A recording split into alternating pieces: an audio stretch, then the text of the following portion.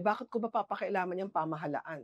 Kumakalam ang aking tiyan. My question is, every year may budget for flood control. Pero bakit hindi ramdam ng tao? Ano nakikita mong root cause, especially dito sa Marikina? Una, walang pakialam ang mamamayan Maiintindihan din natin yan, di ba? Sasabihin, bakit ko ba papakailaman yung pamahalaan?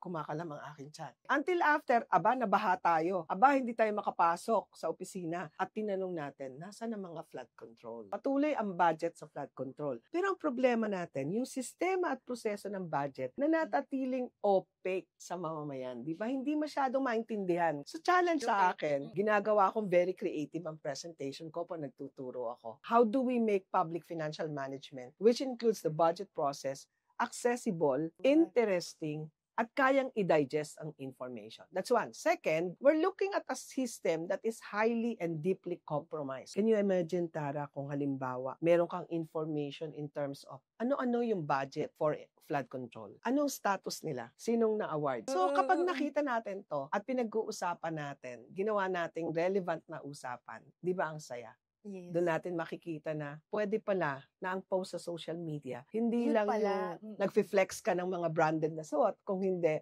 nag-uusap din kayo para sa future ninyo, ano ba ang dapat nating gawin?